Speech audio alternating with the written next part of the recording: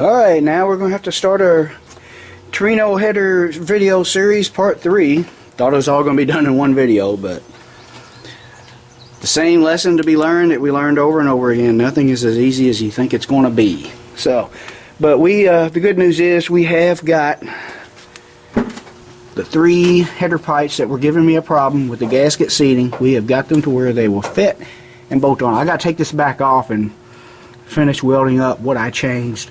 I had to reroute one pipe, and actually it turned out pretty good. Had to use more weld seams than I wanted to, but I don't have a tubing bender, at least not for exhaust pipe. But yes, you can see that right there.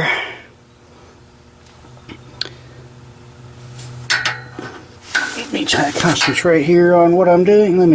On what I'm getting ready to say here. Okay, I had to cut. This is the part of the pipe that's separate from the rest of the header. I had to cut it here, and it was pointed towards the frame. All I did was cut it and turn it so that it pointed kind of down and away from the frame, as you see. And this part here is the sleeve that was welded to the actual complete header, which this pipe slides into. And as you can see, I had to cut an elbow right there, and you can't really see it from this side, but this is another elbow that I cut so it would join down here behind where we can't get the camera to, and there you go. That misses everything. It's a very close fit, as you can see, but it does not hit. It's really close, but like I said, it does not hit. And kind of glad I went ahead and did it this way instead of beating the crap out of it. There are some dents in this header, but it's just the way it's going to have to be for now. And I think I told you I was going to cut this. I angled it away. I also did do some trimming on this brace that is welded subframe. It's the actual transmission crossmember brace, but we have not weakened it much at all. I mean, you still got a bend up here. It's double layered. That's not going to hurt anything. It's not going to weaken enough to cause any problems. And you can see I pretty much had no choice without pretty much rebuilding the entire header. And yeah, I don't really like cutting on this car, but actually from the factory it looks so jagged and rough that this actually looks better anyway. So like it or not, it's done. I'm going to put a little radius here and blend that in. And once it's painted over, no one will know unless you're a exact OEM die-hard guy crawling under the car or something, which I am not one of those guys. And if any of those guys get under my car, I'll tell them to get out of there. If you don't like it, don't look at it. But yeah, this is going to work. I don't have the last pipe in because it gave me no problems, and it was bolted to the head when I fitted all those pieces of pipe together. Kind of struggling to get out from underneath the car here. So, and yeah, all 4 pipes were bolted to the head when I did that. So what I got to do next is pull that header back out from underneath there now that I know that it fits. And we're going to weld it up solid, and then we'll get it painted and let the paint carry. Yeah, I changed my mind. I'm going to go ahead and paint them. And the only reason I'm doing that is I had to grind so much paint. Not that the paint that was all that good on these headers anyway, that old black paint that was sprayed on there, that I wanted to cover something. I didn't want to leave it all bare metal. And I realized I had some high temperature silver, like 3 cans laying around. All of them were about 2/3 full. So it would be a good way to use them up. And if you notice, I pulled this side back off. I did find out it was hitting. Let me see if I can show what I'm talking about. It was hitting right there, this pipe here, and yes, I could get a feeler gauge in between that gasket too. All other seated well, so I fixed that. Put a little bit of dent in it. Wasn't a huge dent, won't be able to see it, and got the gasket to seat. And while I had it all off, I decided to paint it too. Alright, I just want to give you a quick glimpse of what I trimmed up and how well it fit. Actually, it did fit pretty well. So you can see I had to, and what as I was explaining under the car, this was cut off here, which used to be that. Yeah, that's how bad I had to dent it to clear. Actually, I think it went that away. And this was turned that away, and all I did was trim a piece to make it point down away from the frame. And I pretty much knew I had a lot of room here, so I could do it. So when I fit it all up, I did it all out here, bolted to this head. And of course, just to make sure, as you see, you want to test fit it before you weld it up solid. And these little tack welds, if I had to move anything, are no problem to cut off. But just want to show you that outside the car. Like I said, it turned out pretty well. I'm going to weld it up solid, grind my welds down. I need to get a good TIG welder for jobs like this. This MIG welder, thought I had it working better with the new torch that I bought, which goes from here all the way up in there. But it's still, I don't know, it's not acting the way I want it to act. But I need to get me a TIG welder and learn how to TIG weld for jobs like this. That'll be a video way later down the road. So let's get this thing welded up and get this header painted.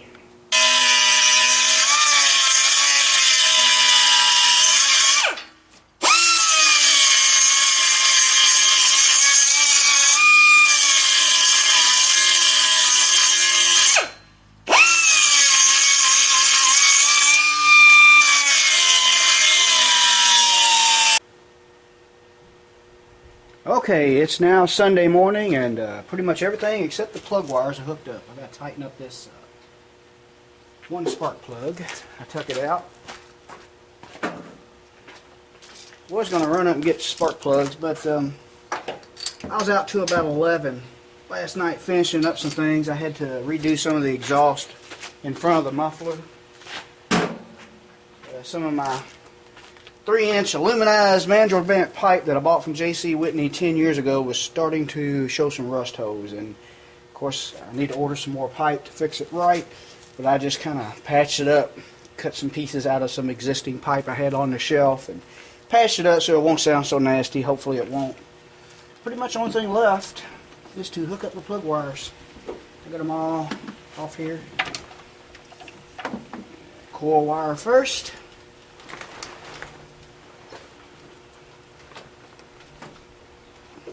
I've already checked for fuel leaks, turned on a fuel pump.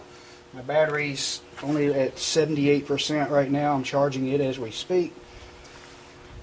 I've changed the oil, filled it up this morning. I let it drain all night, then I got it on the ground this morning. Filled it up with oil, and I cranked the motor over with no ignition on until I got some oil pressure for 2 reasons, because I did just change it and I didn't put any oil in the new filter.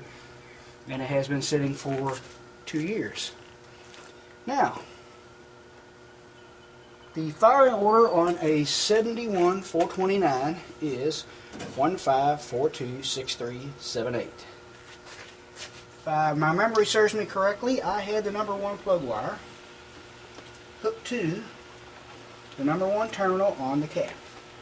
And on most intakes, at least stock intakes, your cylinders are numbered for you. On Fords, most small block Fords, at least early ones, and big blocks, it goes 1, 2, 3, 4, 5, 6, 7, 8, and it says it right there on the intake. So here is plug wire number 1. We're just going to try to fire it up as it sets. I'll get some new plugs later. Okay, there's number 1. Now we plug in number 5. Which is right here, and I need some new plug wires. So it's a routed meter. As you can see, this one stretched tight over the valve cover. 5. Okay, we need plug wire number 4.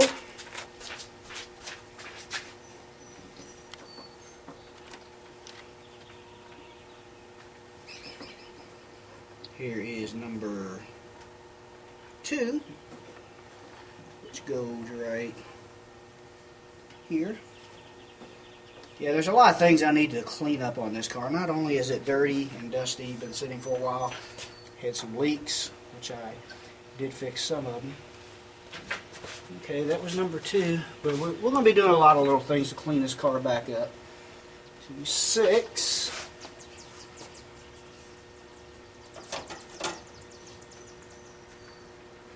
Which is right there.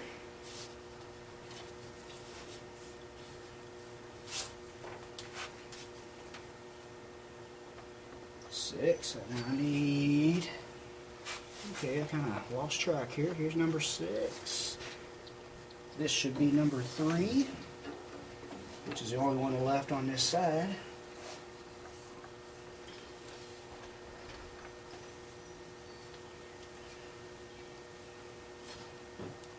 I'm not sure how this thing's going to run. 3. Okay. Now we need number 7. Goes right here. And number 8, which is way back here. And once you do this, since I was talking about other things while I was doing it and distracting myself, you always want to go back and double check. Okay. Number 1, that's correct. Number 5, that's correct. 4, that's correct. 2, that's correct. 6, that's correct.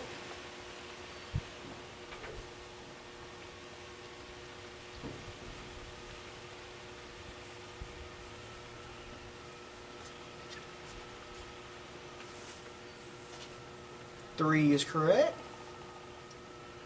And we need 7 and 8. Okay. And always remember, when you start at number 1, your distributor goes counterclockwise that way. Okay, I'm going to let this battery charge up for a little bit, and we're going to see if it'll fire. I don't know how it's going to run. It may pop, smoke, carry on. Who knows? I know we're going to get a little smoke off the header paint and from greasy handprints and stuff. This is a fairly tight engine, unless setting has done something to the rings. Hopefully it didn't. But we'll see how she runs. Hang on.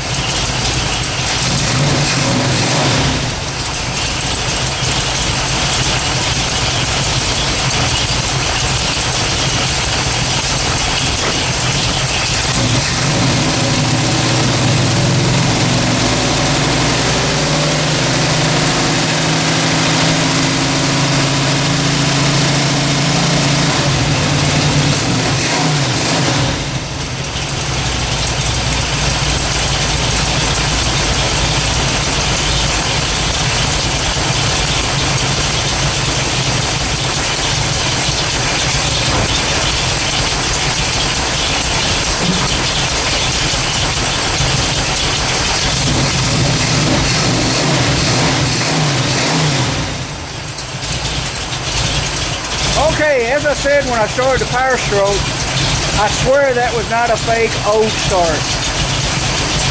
While I was off camera, all I did was pump the gas a few times to make sure.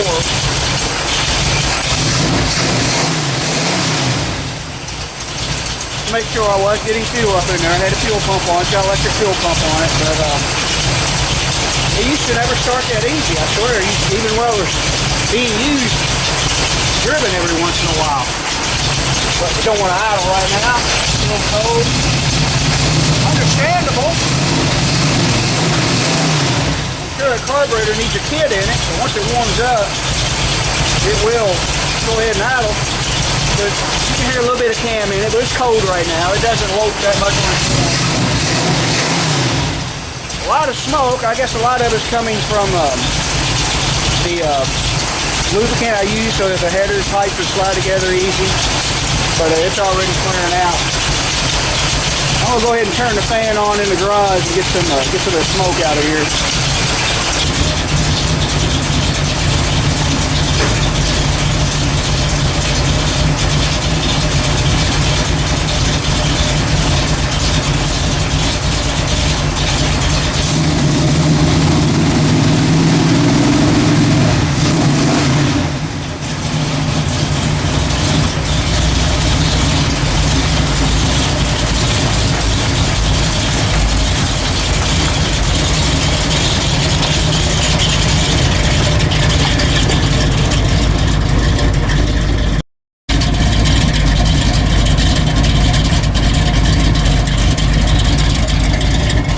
not sure if I caught that on film or not. It's hard to see this screen with the sun. Just want to catch it coming out of the garage, but smoke's starting to clear a little bit.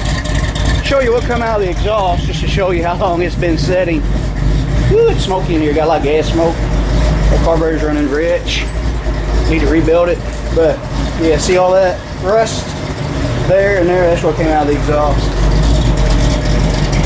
Yeah, we got a lot of smoke coming out. A lot of it's oil from the new headers. I can't smell any actual oil smoke from, like, you know, coming through the rings, stuff like that.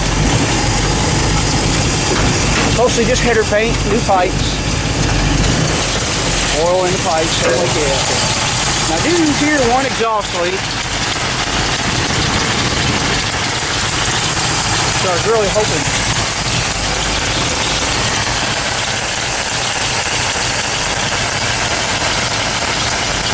Spray some car cleaner down that carburetor right here.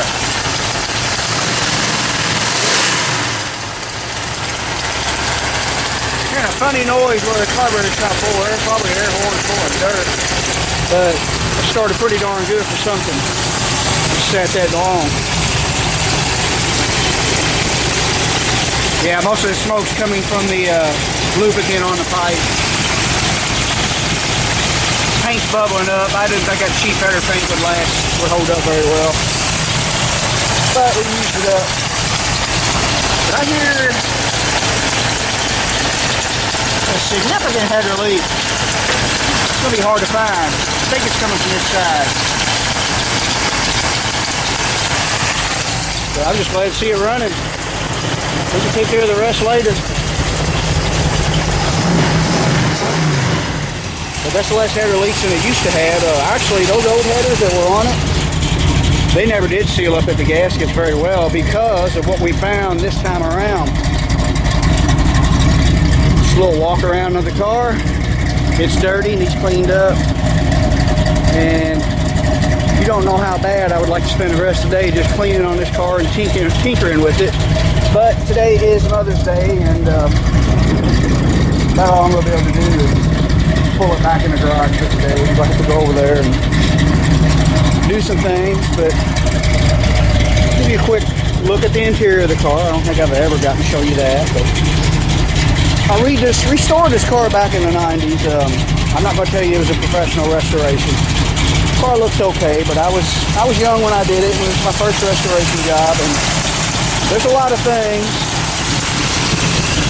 that I did then that I would do different now, and I will change this stuff a little bit at a time. I'm not going to strip it all the way down and restore it again because the car looks good as it sits.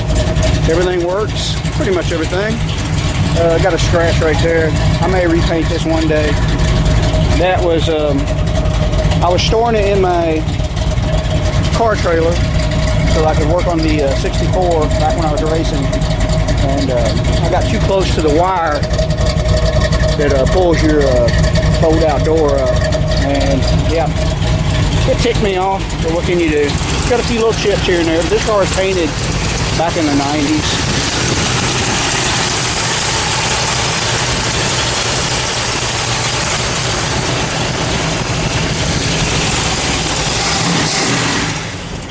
See how the oil pressure looks, see how dirty the wheels are. Oil pressure's looking good. Actually, it's responding quite well. There's a little hesitation. It does have a double pumper on it, which is probably the wrong carburetor for an automatic with very little stall, and it does have 279 gears in it now. I used to run 370. I would like to adapt overdrive transmission in it and run like a 430 gear in it, but that's later on down the road. We usually have more plans when we have time, but it'll get done. I want to let this header paint burn off of this thing. Yeah, you can really smell that paint baking on there. Okay, we might do another video later on after I get it cleaned up. Maybe next weekend if we got a decent weekend. Take it down the road. Maybe try to do a burnout with it or something. I don't know what that is.